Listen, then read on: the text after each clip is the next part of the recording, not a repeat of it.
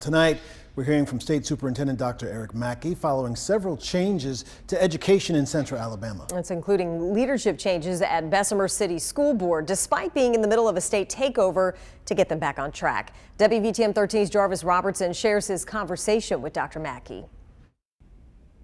So when I spoke with State Superintendent Dr. Eric Mackey today, he told me he's very pleased to have appointed Michael Turner to the position. Here's why.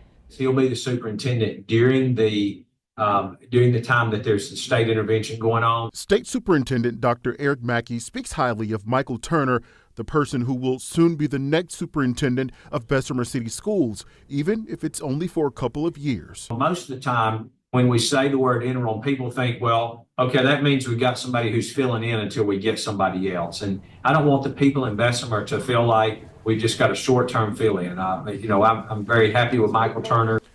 I asked him why he made the decision and not the board. He says it's because the district is already under state intervention. The board would have had to do interviews, then make a recommendation to me. I felt like that was just an extraneous step that we didn't need. This comes as now former Superintendent Dr. Dana Arreola resigned from Bessemer to lead a school district in her home state of Texas.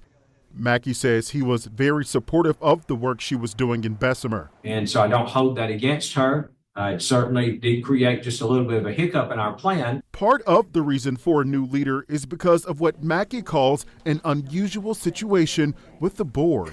Bessemer's had a string of great superintendents, but they've had a difficult time with the board supporting their superintendents. While the district is under state intervention, he says the board will go through training to learn how to work with the superintendent and better governance strategy. So I don't need the board trying to manage day-to-day operations. I don't need the board trying to disrupt meetings. Board members in Bessemer, we've had board members get up and walk out. I asked him what's the first order of business for Michael Turner once he officially takes the lead. I want him, in the community, getting to know people, getting to know students and teachers and parents.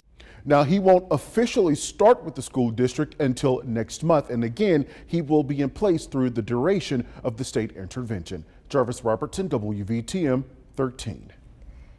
Dr. Mackey also weighed in on the latest executive order to dismantle the Department of Education.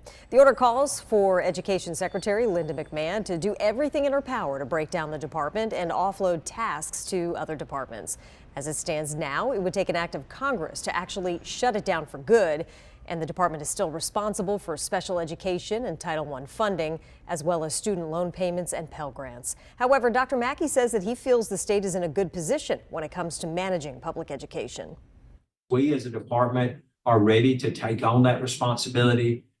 We don't mind overseeing the expenditure of funds in our schools. We already have to do some of that. So we can take on more and more of those responsibilities.